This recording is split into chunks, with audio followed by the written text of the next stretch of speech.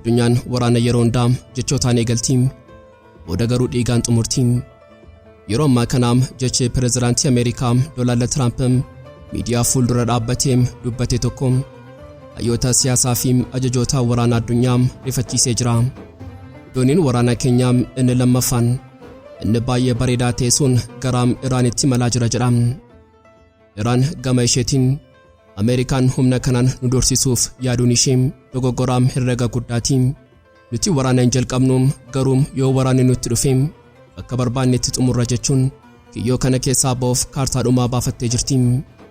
New York Times akka saaxileetti Iraan ergaa iccitii biyyoota ollaa ishee Sawuudii Arabiyaa, Ameerikaa Arabaa, Joordaaniyaa fi Iraaqitti ergitee jirti.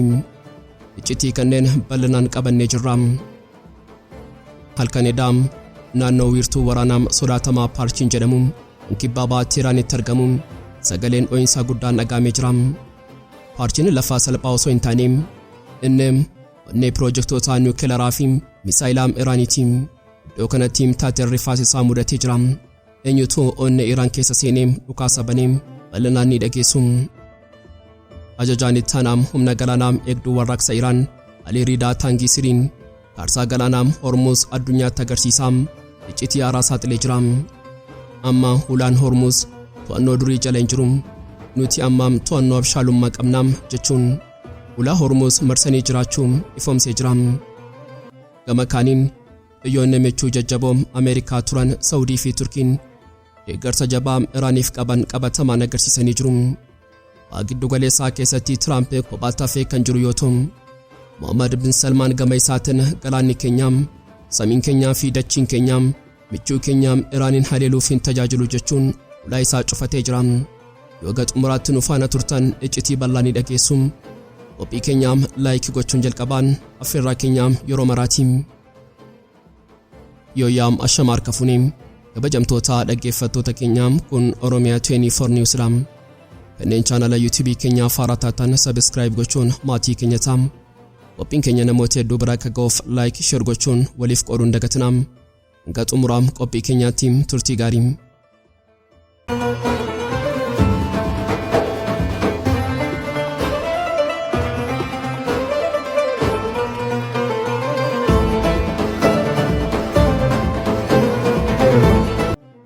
Galaanni bahaa giddu galeessaa har'a keessummaa ulfaataa kan dachee fi samii naannoo sana raasuu simatee jira.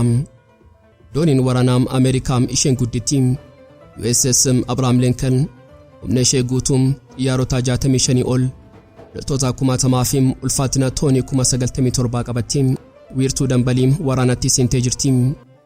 Ameerikaan doonii kana yeroo ibsitu kuni mallattoo nageenyaati humna ittisaati jetti. Garuu Iraan keessaa deebiin kenname kan addunyaan eegdee miti. Qondaalli olaanaan waraana Iraan ija isaa doonii kanatti qabee jecha tokko dubbate. Kun nageenya miti, humna ittisaas miti, kun taargeetii yookaan xiyyeeffannoodha. Mee jecha kanaa gadi fageenyaan haa ilaallu. Iraan doonii kana akka sodaa yookaan akka waan nama sodaachisuutti hin ilaalle. Faallaa kanaatiin dooniin kun hammuma guddatu amma sanaam carraa nuti ishee rukutuuf qabnu bal'aadha jechuun Ameerikaa tuffattee jirti. Qondaalli kun itti dabaluun Ameerikaan humna kanaan nu dorsisuuf yaaduun ishee dogoggoraa herregaa guddaadha. Itti waraana hin jalqabnu garuu yoo waraanni nutti dhufeem bakka barbaannetti xumurra jedha. Dorsisaa qofa miti. Iraan tarkaanfii qabatamaa fudhattee jirti. Gabaasni haaraan akka mul'isutti Iraan nootaam yookaan akeekkachiisaa qilleensaa baastee jirti. Kaartaa waraanaa irratti naannoo Strait of Hormuz yookaan qarqara Hormuz irratti geengoon diimaa sararamee jira. Iraan guyyaa har'aa amajjii 28 irraa eegalee hanga guyyaa 3tti samii kana keessaa wanti barrisuu kamiyyuu akka diinaatti ilaalamee ni rukutamaa jechaa jirti. Sababiin isaa Iraan naannoo kana keessatti shaakala dhukaasaa geggeessaa jirti. Kuni shaakala miti hundoonni Ameerikaa sanatti sarara diimaa agarsiisuudha asiin darbiin jechuudha.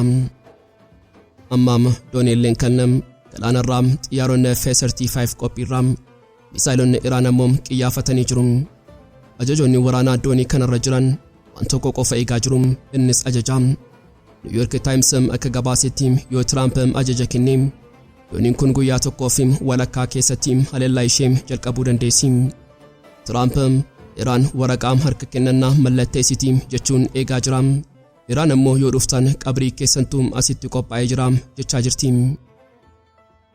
Addunyaan waraanaa yeroo hundaa jechootaan eegalti, booda garuu dhiigaan xumurti. Yeroo ammaa kana jechi pireezidaantii Ameerikaa Doonaald Tiraamp miidiyaa fuulduraa dhaabbatee dubbate tokko hayyoota siyaasaa fi ajajoota waraanaa addunyaa rifachiisee jira. Dooniin waraanaa keenyaa inni lammaffaa inni baay'ee bareedaa ta'e sun gara Iraanitti imalaa jira. Jecha bareedaa jedhuun meeshaa waraanaa namoota 10,000 fixuu danda'uuf fayyadamuun ofii isaatiiyyuu ergaa waraanaa sodaachisaadha. Kuni qoosaa miti, kun akeekkachiisa dhumaati. Mee gadi fageenyaan haa ilaallu. Ameerikaan torban muraasa dura doonii USS Abrahaam Lincoln gara baha giddu galeessaatti ergite. Amma immoo doonii lammaffaa itti dabaltee jirti. Maaliif? Tarsiimoon waraanaa akka mul'isutti yeroo humna guddaa akkasii bakka tokkotti tuultan kaayyoon isaa ittisa qofa ta'uu hin danda'u. Ameerikaan Iraaniin karaa hundaan marsuu yookaan afaan waraanaatiin Encirclement uumuu barbaaddi. Dooniin tokko galaana Arabiyaarraa inni biraan ammoo galaana Diimaarraa wal qaxxaamuranii Iraaniin akka hantuutaa kiyyoo keessa galteetti hudhanii qabuuf karoorfatanii jiru.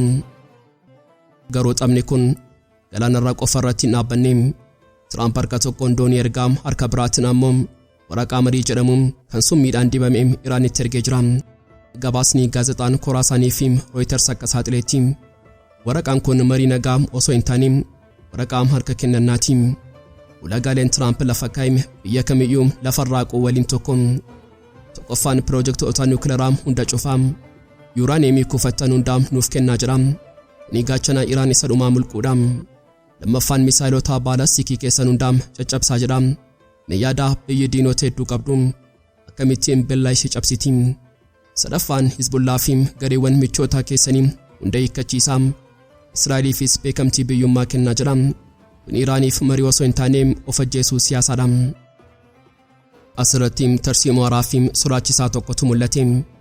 Miidiyaaleen Israa'elii fi Ameerikaa iccitii Venezuelaa siinaariyoo yookaan siinaariyoo Venezuelaa jedhamuun saaxilanii jiru. Doonaald Tiraamp Iraaniin akkuma Venezuelaa gochuuf karoorfata. Tarsiimoon kun naval blockade yookaan cufiinsa galaanaa guutuu gochuudha. Kaayyoon isaa dooniin tokkollee boba'aa Iraan baatee akka hin baane dhorkuu, ummanni Iraan akka beela'u, dinagdeen ishee akka kufuu fi dhumarratti ummanni aaree mootummaa akka kuffisu gochuudha. Kuni waraana qawwee malee biyya tokko hudhanii ajjeesuudha. Haa ta'u malee xiinxaltoonni waraanaa dogoggora guddaa karoora kana keessa jiru akeekkachiisu. Venezuelaan Iraan miti. Venezuelaan biyya laaftuu kan meeshaa waraanaa gahaa hin qabne turte. Iraan garuu biyya lafee sibiilaa qabdu. Yoo Ameerikaan boba'aa Iraan cuftee Iraan callistee hin beeloftu. Ulaam Hormuz karaa boba'aan addunyaa 20 darbu sana ni cufti. Jeneraalonni Iraan ifatti dubbatanii jiru. Yoo boba'aan keenya hin gurguramu ta'e kan eenyuyyuu karaa kana hin darbu. Kuni jecha salphaa miti. Kuni boombii niwukileeraa dinagdeeti. Yoo kun ta'e gatiin boba'aa addunyaa samii tuqa. Dinagdeen Ameerikaa fi Awurooppaa ni raafama. Kanaafuu Iraaniin Venezuelaa gochuuf yaaluun ibiddaan taphachuudha. Wanti hunda caalaa nama naasisu garuu qophii waraanaa isaa fiizikaaliitiidha. Oduun Waashingtan irraa beema kan mul'isutti Ameerikaan xiyyaarota waraanaa F-52 dabalataan gara baha giddu galeessaatti ergitee jirti. Xiyyaaronni kun xiyyaarota laayyoo miti. Isaan bunker boosters yookaan meeshaalee buufata lafa jalaa dhoosan baatanii jiru. Kaayyoon xiyyaarota kanaa ifadha. Buufataalee niwukileeraa Iraan kanneen gaarreen jala dhokkatan sana barbadeessuudha. Seenaa waraanaa baatii waxabajjii 2025 keessatti Ameerikaan buufataalee Iraan muraasa rukuttee turte. Har'a garuu karoorri ishee guutummaan guutuutti barbadeessuudha. Dhibbanni kun biyyoota lamaan qofa gidduutti nafne. Magaalaa Piraak Czech Republic keessatti Ameerikaan biyyoota 40 walitti qabdee gamtaa waraanaa fi dinagdee ijaartee jirti. Kaayyoon gamtaa kanaa Iraan irratti dhiibbaa daangaa hin qabne gochuudha. Dippiloomaasiidhaan addunyaarraa kutuu, dinagdeedhaan beelessuu fi waraanaan doorsisu. Garuu Iraan kiyyoo kana keessaa ba'uuf kaartaa dhumaa baafattee jirti. Sunis balaa naannooti. New York Times akka saaxileetti Iraan ergaa iccitii tokko biyyoota ollaa ishee Sawuudii Arabiyaa, Emaareetii Arabaa, Joordaanii fi Iraaqiif ergitee jirti. Ergaan sun gabaabaa fi fedha. Yoo Ameerikaan buufata biyya keessanii fayyadamtee nu rukuttee nuti Ameerikaa qofa hin rukunnu, isinis akka diinaatti ilaallee buufataalee boba'aa fi masaraa mootummaa keessan daaragoonam kun biyyoota abbaa giddu galeessaa rifaatuu guddaa keessa galchee jira. Isaan giddu galaam ibiddaa ta'uu sodaatu. Ammaam haalli lafarra jiru walxaxaa fi sodaachisaa ta'ee jira. Gama tokkoon pireezidaantiin Tiraamp doonii waraanaa bareedaa isaa oofee waraqaa harka kennannaa qabatee dhufee jira. Gama biraatiin Iraan Venezuelaa ta'uu diduun misaa'elota ishee qopheeffattee yoo duune waliin duunaa jettee dhaadatti. Saatiin siyaasaa fi dippiloomaasii dhumee saatiin haleellaa waan dhiyaate fakkaata. Dooniin waraanaa bareedaan sun nagaa bareedaa fidamu badiisaam seenaa keessatti hin irraanfatamne fidaam. Deebiin isaa yeroo gabaabaa keessatti kan mul'atu ta'a. Osoo addunyaan hundi ija ishee gara galaana Arabiyaatti qabdee eegdu Iraan keessaa lafa jalaa waraanni biraa dho'ee jira. Waraanni kun waraana xiyyaaraa miti, waraana basaasummaa fi saaboteejii yookaan diigumsaa keessooti. Halkanidhaa naannoo wiirtuu waraanaa sodaatamaa Parchin jedhamu kan kibba baatti Iraanitti argamu sagaleen dho'insaa guddaa dhaga'amee jira. Parchin lafa salphaa miti. Inni onnee piroojektota niwukileeraa fi Misaa'elaa Iraaniiti. Eenyutu onnee Iraan keessa seenee dhukaasa banee. Gabaasni Teheraan irraa ba'e iccitii suukanneessaa tokkoom saaxilee jira. Humna ittisaa qilleensaa Iraan xiyyaara nammaleessa yookaan diroonii basaasummaa Israa'el tokko osoo isheen wiirtuu kanarratti rarraatu samii irratti kuffiseera. Dirooniin kun gosa orbiteerii jedhamu yoo ta'u teekinooloojii basaasummaa olaanaa kan qabdudha. Garuu wanti hunda caalaa jeneraalota Iraan naasisee dirooniin kun eessaa dhuftee kan jedhudha. Mee herregaa Israa'el irraa kaatee kiiloomeetira 10,000 barreessee kan dhufte miti. Dirooniin kun kan kaatee achuma Teheraan keessaa Cheshmee Shaawur jedhamu kan wiirtuu kanarraa kiiloomeetira muraasaa qofa fagaaturraa. Kana jechuun basaastonni Israa'el Mossad gara Iraan keessa seenanii meeshaa waraanaa achi keessatti lafa kaatanii gantoota biyya keessaa fayyadamuun dhiiga Iraan keessatti hojjechaa jiru jechuudha. Sa'aatiin isaas guyyaa saafaa ture. Kuni Iraaniif dammaqiinsa guddaadha. Waraanni dhufuuf jedhu sun daangaa irraa qofa osoo hin taane gola keessoo isaanii keessatti eegalamee jira. Miidiyaaleen Iraan dhukaasa kana dhoksuuf kuni shaakala waraanaatiin balaan uumamee hin jiru jedhanis suuraaleen saaxilaman akka mul'isanitti samii Parchin irratti ibiddi guddaan mul'atee jira.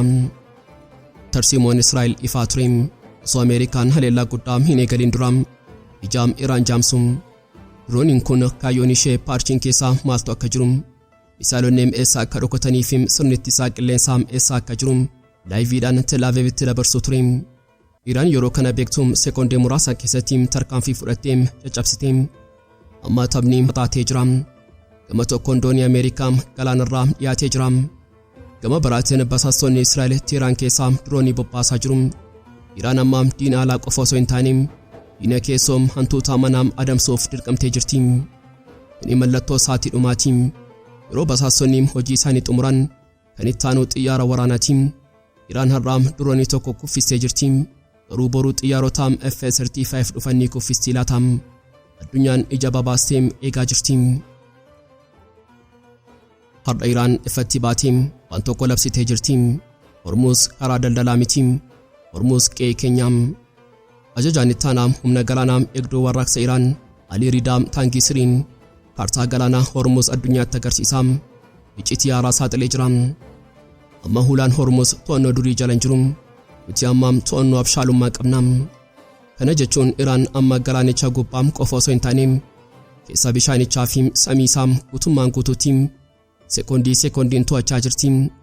Taangiisiriin yeroo dubbatu dooniin kamiyyuu alaabaa barbaade yoo fannise alaabaa Ameerikaas ta'u kan biraa eeyyama keenya malee beekamtii keenya malee asiin hin darbu. Hojii keenya amma hunda argaa jira jedhee jira. Wanti hunda caalaa jeneraalota Pentaagoon naasisee murannoo Iraan lafa keesse kana. Iraan waraana hin barbaaddu ta'a. Garuu yoo waraanni dhufe Taangiisiriin akkas jedha. Yoo waraanni kee nuti miilimeetira tokkollee duubatti hin deebinu fuulduratti malee. Jechi miilimeetira jedhu kun dooniin keessan guddoollee yoo taate nuti bishaan keessaa baanii isin liqimsina jechuudha. Garuu osoo Ameerikaan doonii waraanaa galaanarra toltu osoo Tiraamp doonii bareedaa jedhee dhaadatu lafarratti taatee seenaa siyaasaa baa giddu galeessaa jijjiiruun tokko tumame. Taphni kun amma qawwee qofa osoo hin taane taphaa ulaa cufuu ta'ee jira. Meeyyaadaan waggoota dheeraaf Sawuudii Arabiyaa fi Iraan diina dhiigaa fi lafee turan. Ameerikaan yeroo hundaa Sawudii akka buufata waraanaatti fayyadamti Iraan rukutuuf karoorfatti turte. Har'a garuu masaraa mootummaa Sawudii keessaa murtii pilaaneetii raasuu tokkotu beekame. Mootiin gonfoo Sawudii Mohammed bin Salman bilbila iccitii pireezidaantii Iraan Masuud Pezeshkian waliin taasiseen waan tokko ifatti mirkaneessee jira. Samiin keenya, lafti keenya fi bishaan keenya Ameerikaan akka isin rukuttuuf hin kenninu. Kun jijjiirama seenaati. Gabaasni Reuters akka saaxileetti Sawudii qofa osoo hin taane Imaaratiin Arabaa murtoo wal fakkaataa dabarsitee jirti. Maaliifidha? Iccitiin isaa sodaadha. Sawudiin waan tokko hubattee jirti. Yoo Ameerikaan buufata Sawudii irraa kaatee Iraan rukutte, Misaa'elaa Iraan buufata Ameerikaa qofa osoo hin taane bobaa Sawudii daara gooti. Mohammed bin Salman nuti waraana kana keessaa baanee jirra. Nagaa barbaanna jechuun ulaa Ameerikaa ittiin Iraan rukutuun cufatee jira. Gama kaabaatiin ammoo sultaanni siyaasaa Turkiin sagalee ishee dhageessistee jirti. Ministeera dhimma alaa Turkii Hakan Fidan ergaa cimaa Waashingitaniif ergee jira. Ergaan kun ergaa gorsaa fi akeekkachiisaati. Fidan akkas jedha.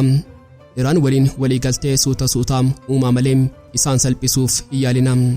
Maaliif jecha salphisuu jedhuuf fayyadame Turkiin aadaa Faarisotaa sirriitti beekti. Yoo mootummaa Iraan nurratti dhiibdanii ummata isaanii fuulduratti isaan salphisuuf yaaltan isaan du'a filatu malee harka hin kennan jechuu isaati. Turkiin waraqaa harka kennannaa sun akka hin hojjenne Tiraampitti himaa jirti. Iraan boombii niwukileeraa akka hojjettu hin barbaannu garuu karaa nagaatiin qofaa afurruu kan jedhu ejjennoo Turkiiti. Iraan murtii Sawudii fi Turkii kanaam gammachuun simatte. Dubbiimtuun mootummaa Iraan Faaximaa Muwaajiraaniin nuti nagaa barbaanna garuu hima ishee xumuraa irratti akeekkachiisaan guduunfite. Garuu filannoon hunduu gabateerra jira. Kana jechuun Sawudiin nuuf birmattus Turkiin nuuf dubbattus nuti of eeggannoo waraanaarraa gadi hin buunu jechuudha. Amma haalli Tiraamp rakkisaadha. Dooniin galaanarra jirti garuu biyyoonni naannoo sanaa samii keenya hin fayyadamtu jedhanii jiru. Tiraamp doonii bareedaa qabaachuu danda'a garuu michoota dhabee jira. Yoo Sawudiin ulaa cufattee yoo Turkiin mormitee Ameerikaan kophaa ishee waraana kana ni jalqabdi laata. Baa giddu galeessaa amma akka cheezi boordii yookaan gabatee cheezitee jira. Iraan mootummaa ishee tikfatteetti. Sawudiin balbala ishee cufatteetti. Ameerikaan ammoo dooniiwwan ishee oofaa jirti. Egaan kabajamtoota dhaggeeffattoota Oromiyaa 24 News qophii guyyaarraaf qabannee dhiyaannee asuma irratti goolama. Kanneen chaanala YouTube keenya Har'a taatan subscribe gochuun maatii keenya ta'aa. Qophiin keenya namoota hedduu bira akka ga'uuf like share gochuun waliif qooduun dagatinaa. Gaxumuraatti waan nu faana turtaniif galatooma.